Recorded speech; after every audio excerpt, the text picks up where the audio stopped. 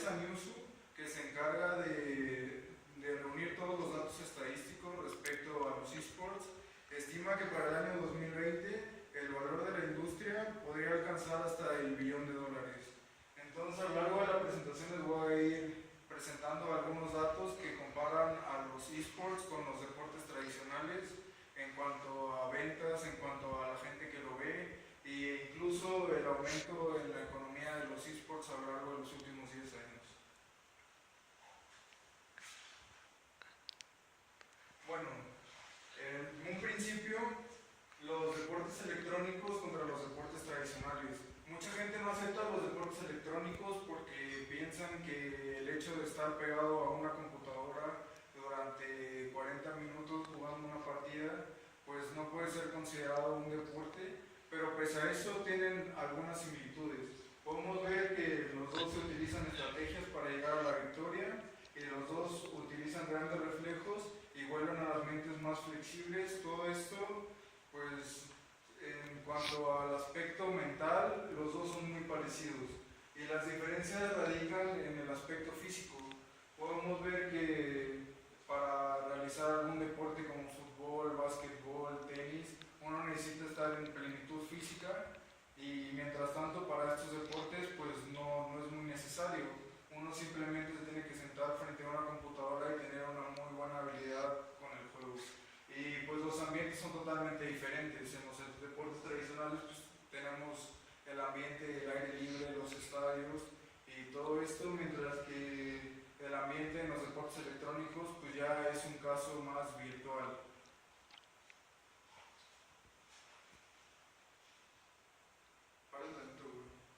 A continuación les voy a presentar cómo funcionan los deportes electrónicos. Estos deportes electrónicos consisten en los equipos, los canales que los transmiten y las ligas o eventos. Aquí podemos ver de las ligas más importantes de los juegos. Se incluye el Campeonato Mundial de League of Legends, podemos ver también el Campeonato de StarCraft, podemos ver el Campeonato Internacional de Dota 2, que son de los juegos más importantes para la industria de los eSports. Los 5 factores más importantes para el crecimiento del mercado de los eSports radican en que la mayoría de estos juegos son de tipo MOBA, que significa Mobile Battle Arena, en donde son juegos de batallas de equipos. Y pues esto incluye los juegos ya mencionados, League of Legends, Dota 2 o incluso Heroes of the Storm.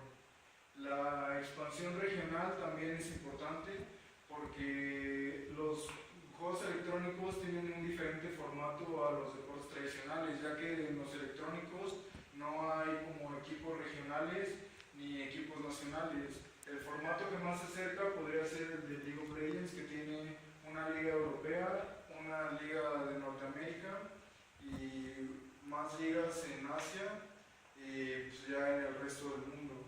Pero de ahí en fuera, los demás formatos, no existe la nacionalidad en sí de los equipos.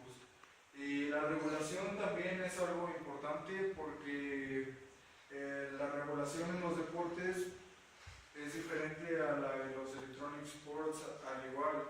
En este caso, por ejemplo, se habla de un caso en donde se tuvo que hacer antidoping a un equipo porque un jugador del equipo admitió que tuvo que utilizar un estimulante durante un torneo. Entonces ahí radica ya las regulaciones que se tienen que hacer respecto a los deportes electrónicos. Otra diferencia importante que tienen con los deportes tradicionales a la hora de la transmisión son los canales.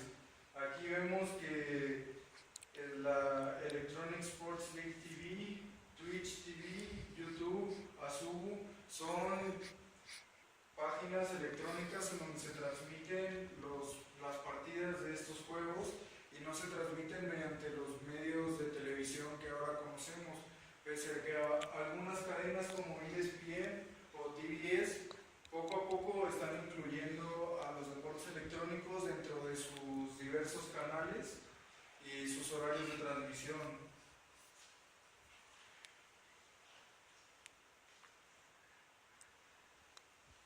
Pasando ya a las cifras, podemos observar que Dota 2 y Smite World Championship y League of Legends pues ya se acercan mucho a lo que se obtiene por torneo. Estamos hablando de cifras del 2014, en los torneos del 2015 obviamente esto va a aumentar, pero es impresionante que el Super Bowl, al ganar el Super Bowl uno obtiene 5.1 millones de dólares, mientras que al ganar el torneo de Dota uno obtiene 5 millones.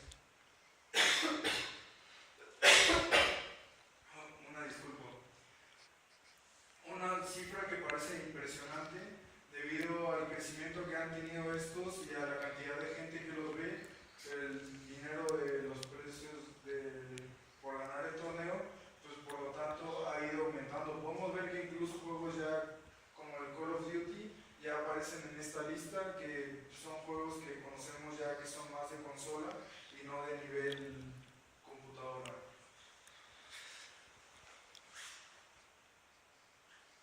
En cuanto a los visores por competición, pues vemos que el Super Bowl sigue siendo una cifra super alta, un evento pues, que marca ya uno de los deportes más importantes en Estados Unidos, e incluso ya en México el fútbol americano ha tenido un gran crecimiento, pero vemos que League of Legends y Dota 2 han tenido más visores que la final de la NBA o que incluso la final del Campeonato Mundial de Béisbol, lo que es algo muy importante porque nos marca una tendencia y que esto va a seguir creciendo.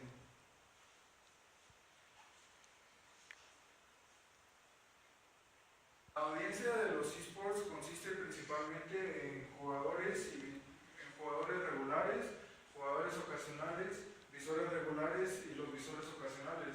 Este tipo de deporte se ha vuelto uno en donde los visores ocasionales ocupan gran porcentaje de la audiencia, mientras que los jugadores regulares ocupan una mínima.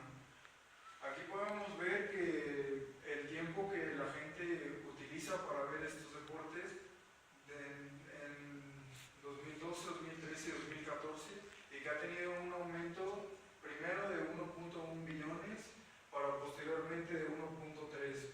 Esto va a seguir creciendo a lo largo de 5 o 6 años en una cantidad impresionante, ya que es algo nuevo y pues la gente prefiere verlos a jugarlos.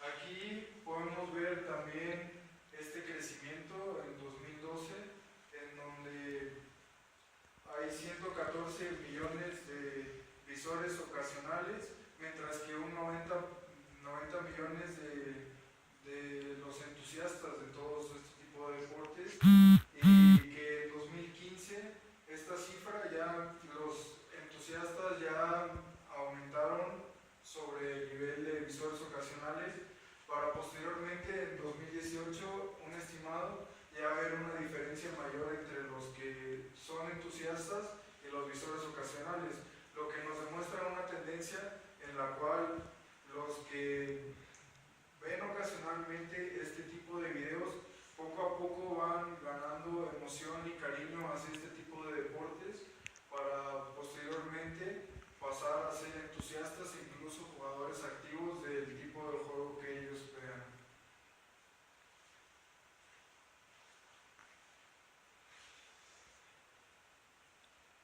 Se observa el crecimiento que ha tenido económicamente los eSports durante el año 2014, en lo que ha sido el año 2015 y en lo que será un estimado del 2018.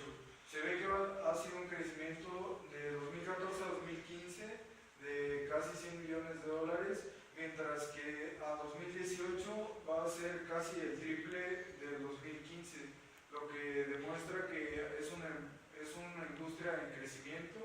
Y pues gran parte, el 40.9% del estimado es de pura publicidad, mientras que el otro 59.1% es de mercancía, los boletos para los eventos, los derechos de transmisión y todo eso. Y pues en conclusión de por qué el tema del de los eSports es importante, pues es una economía que ha surgido en los últimos años con el desarrollo de los videojuegos y pues me parece importante porque todo esto va a seguir creciendo y pues los entusiastas de los videojuegos ahí están y la gente que de vez en cuando observe alguna partida o algo pues ha tomado gran interés en todo esto y se está formando ya una comunidad muy grande respecto a todo. Todavía hay cosas que mejorar respecto a los eSports, pero ahí están y van a seguir progresando. Muchas gracias. No dije nada del video, pendeja. Buen pene. Pena. Y para concluir les voy a presentar un video respecto a los eSports. Esports is a way of signaling all of those things we find in traditional sports and the shared community of passionate gamers that comes around that. The thing that I love about Street Fighter, of course, is the competition. I go to a tournament, if I win, it's amazing. Like, it's the best feeling in the world. As long as there are people playing video games, there are people ready to watch video games.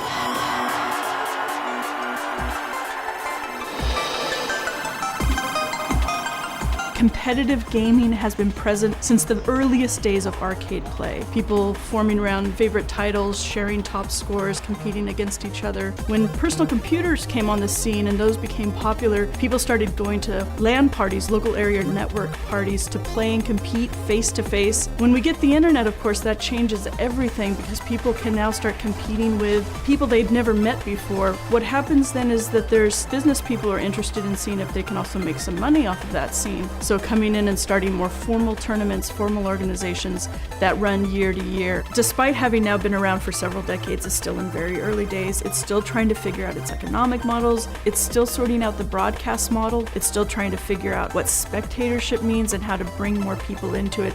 So I think for me, that's one of the really important stories of esports is what does it mean to turn something that we mostly think of as an object of leisure into something you're professionally passionate about and are dedicating lots of time, hard work, and energy to. When it comes to esports right now, there are 4 major genres. First up, you have your shooters, Counter-Strike, Halo, Call of Duty, you have those. Next up is the fighting games that have been around for the longest. Street Fighter, Tekken, BlazBlue, Guilty Gear, things like that. Then you have real-time strategy, which is really the basis of esports where it is today. Started off with the original StarCraft, now we went over to StarCraft 2, Warcraft 3, Command & Conquer, a lot of games in the genre. And then finally is MOBAs, the multiplayer online battle arenas. This is your League of Legends, Dota, Dota 2, Heroes of Newer, Smite. Shooters and MOBAs are more the team-oriented games. You have a group of guys, 3, 4, 5 people depending on the game, and they really work on team coordination, teamwork for some sort of goal. For shooters, it's usually capturing bases or getting tons of kills. For the MOBAs, it's go and destroy the enemy's base. The real-time strategy games and the fighting games are more of the 1v1 situations. RTS games, you command little armies, try to destroy your enemy's base, just 1v1. Same thing with the fighters. You have a health bar, your goal, just get that thing to 0. I think a lot of the misconceptions about esports carried over from misconceptions about video games, how it's a waste of time, when in reality you can make quite a bit of money off of this, and in some parts of the world can really open huge career paths for you.